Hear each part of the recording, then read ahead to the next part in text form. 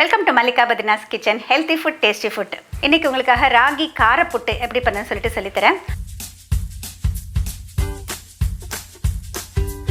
ராகி காரப்புட்டு செய்கிறது ரொம்ப ரொம்ப சிம்பிள். அதுக்கு என்னென்ன இன்க்ரீடியன்ஸ் சொல்லிட்டு இப்போ பார்க்கலாம். வறுத்த கேழ்வரகு மாவு 1 கப், 2 சிகப்பு மிளகாய் உடைத்தது, 2 பச்சை மிளகாய் அரிந்தது, முளைக்கட்டிய பச்சை பயிறு 1 டேபிள் ஸ்பூன், முளைக்கட்டிய வெந்தயம் 1 டேபிள் ஸ்பூன், தேங்காய் துருவல் விரும்பும் அளவு, உப்பு தேவையான அளவு, எண்ணெய் சிறிதளவு, கடுகு 1/2 டீஸ்பூன், உளுத்தம்பருப்பு 1 டீஸ்பூன். கேழ்வரகு புட்டு செய்கிறதுக்கு இந்த கேழ்வரகு மாவை வெறும் வானிலையில் நல்ல மணம் வர வரைக்கும் வறுத்து வச்சுக்கணுங்க.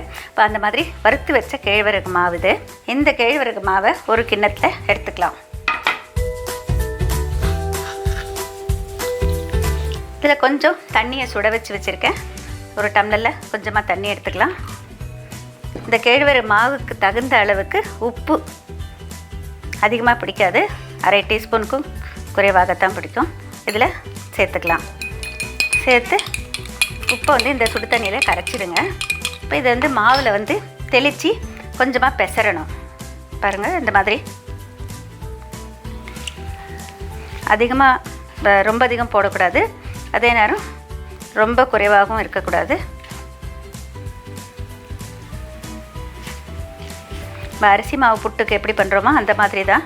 ஆனால் கேழ்வரகு மாவை வறுக்கிறது தான் ரொம்ப முக்கியம். அது வறுக்க வறுக்க பார்த்திங்கன்னா ஒரு நல்ல மனம் கிடைக்கும். நம்ம செய்கிறப்பே அந்த மனம் நம்மளுக்கு அப்படியே தெரியும். இப்போ இதை எந்த அளவு தண்ணி தெளிக்கணுங்கிறத நம்ம எப்படி கண்டுபிடிக்கிறது அப்படின்னு சொல்கிறேன். இந்த மாவை நல்லா இப்படி கலந்த பிறகு நம்ம கையில் இப்படி பிடி பிடிச்சா நிற்கணும். பார்த்திங்கன்னா உதிருது, அதனால் இன்னும் கொஞ்சம் தண்ணி ஊற்றணும்.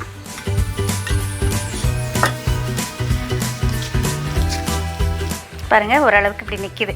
இதுதான் பதம். இப்போ இதை நம்ம ஒரு துணியில் மூட்டை மாதிரி கட்டணும். இந்த மாதிரி ஒரு துணி எடுத்துக்கோங்க, ஒரு நல்ல மெல்லிய காட்டன் துணி. அதில் இதை போடணும். இப்போ இதை நல்லா தூக்கி, இப்போ இந்த ஒரு முடிப்பு மாதிரி இருக்கு இல்லையா, இதில் உள்ள தண்ணி ஊற்றி வச்சுருக்கேன் இட்லி கொப்பரையில். இதை இப்படி மூடிட்டு இப்படி வச்சுட்டு மூடியால் மூடணும். கிட்டத்தட்ட ஒரு மீடியம் ஃப்ளேமில் வச்சுக்கோங்க. கிட்டத்தட்ட 10 நிமிஷம் வச்சிங்கன்னா ஆவி மேலே வரும். அந்த ஸ்டீம் வர வரைக்கும் 10 மினிட்ஸ் வேக வைக்கணும். நீங்கள் இட்லி கொப்பரையில் வச்சுங்க இருந்தாலும் வச்சதுலேருந்து 10 மினிட்ஸ் டைம். ப்ரெஷர் குக்கருக்குள்ளார ஒரு பாத்திரம் வச்சிங்கன்னா கீழே தண்ணி இருக்கும், அது மேலே ஒரு ஸ்டாண்ட் வச்சுருக்கணும், அந்த பாத்திரம் வச்சுருக்கணும். அந்த பாத்திரத்துக்குள்ளார இறக்கி வைக்கணும். எந்த விதமும் அந்த பாத்திரத்தில் ஈரம் இருக்கக்கூடாது. அதை நம்ம அப்படியே குக்கருக்குள்ளே வச்சிட்டிங்கனாக்க வெயிட் வைக்காமல் ஸ்டீம் குக் பண்ணணும்.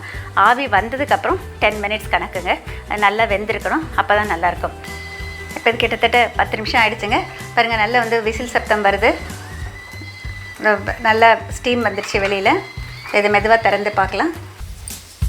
இப்போ இது பாருங்கள், இந்த மாதிரி இருக்கும். இப்போ இதை நம்ம கொஞ்சமாக உடச்சி விடணும். இந்த சூட்லேயே உடச்சி விட்டிங்கன்னா உங்களுக்கு நல்லா உடைக்க முடியும். கொஞ்சம் நேரம் கழித்து எடுத்திங்கனாக்கா அப்படியே கெட்டியாக அப்படியே நிற்கும். அப்போ நம்ம ஒரு சல்லடையில் போட்டு நம்ம உடச்சி விட வேண்டியதாக இருக்கும். இப்போ அது கொஞ்சம் கூட கட்டி இல்லாமல் நல்லா ஊற்றி விட்டுக்கோங்க. இப்போ பாருங்கள், இது காரப்புட்டு எப்படி பண்ணுறதுன்னு பார்க்கலாம். வானிலையில் தகுந்த எண்ணெய் விட்டுக்கோங்க. எண்ணெய் சூடான பிறகு கடுகு சேர்த்துக்கலாம், உளுத்தம்பருப்பு. இதுக்கெல்லாம் கொஞ்சம் கூடுதலாக போட்டால் நல்லா சுவையாக இருக்கும். இப்போ எண்ணெய் சூடாகிட்டு கடுகு சேர்த்தாச்சு. கடுகு வெடிக்க ஆரம்பித்ததுக்கப்புறம் உளுத்தம்பருப்பு சேர்த்துக்கலாம். 1-2 கருவேப்பிலை போட்டுக்கலாம். பெருங்காயத்தூள் சேர்த்துக்கலாம். இதோட நமக்கு பிடிக்கிற அளவுக்கு வேணுங்கிற அளவுக்கு பச்சை மிளகாய், சிவப்பு மிளகாய், அதோட முளைச்ச பச்சை பயிறு. இதோட நான் கூடுதலாக வெந்தயம் முளைக்கட்டினது இருந்ததுனால சேர்த்துருக்கேன். உங்கள் விருப்பம் வேணுன்னா சேர்க்கலாம். இதில் பார்த்திங்கன்னா நம்ம இந்த மாதிரி முளைக்கட்டினதை சேர்க்குறப்போ நம்மளுக்கு வைட்டமின் சியும் கிடைக்கும். இதில் முளைக்கட்டதில் புரதச்சத்தும் அதிகம் கிடைக்கும். ஸோ நம்மளுக்கு இது பி காம்ப்ளெக்ஸ் இருக்குது, ஆல்ரெடி கால்சியம் இருக்குது, அயன் இருக்குது. இதெல்லாம் செய்கிறப்போ ஒரு கம்ப்ளீட் ஃபுட் ஆகும் நம்மளுக்கு. அதே நேரம் ரொம்ப சுலபமாக ஜீரணமாகும். எந்த விதமாகவும் நம்மளுக்கு வயிற்றில் உபாதையை ஏற்படுத்தாது இந்த மாதிரி உணவுகள்.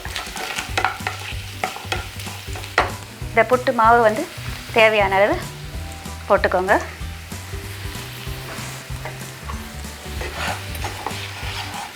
இது கொஞ்ச நேரம் வறுபடணும். அந்த பச்சை வாடை நீங்கிற அளவுக்கு, அதாவது நம்ம சேர்த்துருக்கிற எல்லாமே அதில் நல்லா ஒன்று சேரணும்.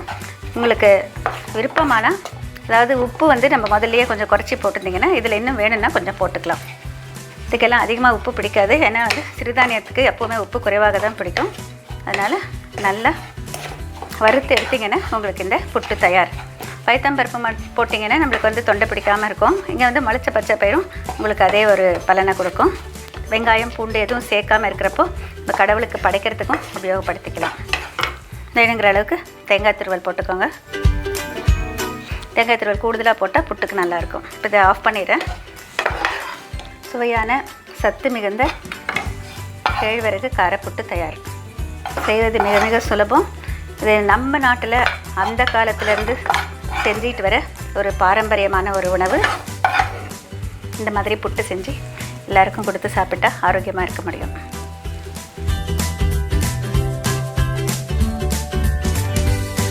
பச்சைப்பயிறு முளை கட்டினதும் வெந்தயம் முளை கட்டினதும் எடுத்திருக்கேன்.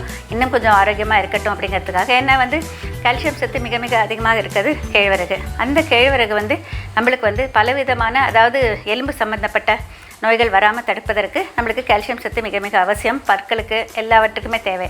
இந்த கால்சியம் சத்து நம்மளுக்கு பெறுவதற்கு பலவிதமான டிஷ்ஷஸ் நம்ம ராகிலேருந்து பண்ணலாங்க. ராகி மாவுலேருந்து இந்த புட்டு வந்து நவராத்திரி டைமில் நீங்கள் யூஸ் பண்ணுறதுக்கு ரொம்ப ஐடியலாக இருக்கும். செய்கிறது மிக மிக சுலபம். கொஞ்சம் அதிகமான குவான்டிட்டி நீங்கள் வேக வச்சு எடுத்துட்டிங்கனாக்க ரெண்டாக பிரிச்சுட்டு ஒன்று ஸ்வீட் பண்ணலாம், ஒன்று காரம் பண்ணலாம். பொதுவாக காரத்துக்கு வந்து டிஃப்ரெண்ட் ஆப்ஷன் சொல்கிறேன். இந்த பச்சைப்பயிருக்கு பதிலாக நீங்கள் வந்து பைத்தம் பருப்பு மலர்ற மாதிரி வேக வச்சு வடிச்சிட்டு அதை உபயோகப்படுத்தலாம். இல்லைன்னா வேர்க்கடலை ஒன்று குட்டலமாக பிடிச்சிட்டு அதை உபயோகப்படுத்தலாம். மற்றபடி பச்சை மிளகாய், சிவப்பு மிளகாய் அதெல்லாமே ஒரே மாதிரி தான். பொதுவாக இதுக்கு தேங்காய் துருவல் போட்டிங்கன்னா தான் நல்லாயிருக்கும். இதுவே ஸ்வீட் பண்ணணுனாக்கா பாதியாக பிரிச்சுக்கோங்க. நம்ம எந்த அளவு வேணுமோ கொஞ்சம் வெல்லத்தோட தண்ணி ஊற்றி கரைச்சி நல்லா கொதி வந்து கொஞ்சம் நல்லா கரைசலில் கட்டி இல்லாமல் கொதித்து வந்ததுக்கப்புறமா இந்த மாவை கொட்டி கிளறி விட்டு அதுலேயே தேங்காய் துருவல் சேர்த்து கொஞ்சம் ஏலக்காய் தூள் சேர்த்து கொஞ்சம் நெய்யில் முந்திரி பருப்பு போட்டு கலந்து இறக்குனீங்கன்னா உங்களுக்கு ஸ்வீட் புட்டு தயாராகிடும். ஸ்வீட் புட்டு காரப்புட்டு ரெண்டுமே செஞ்சீங்கன்னாக்கா நவராத்திரிக்கு நீங்கள் எல்லாருக்கும் கொடுக்கலாம்.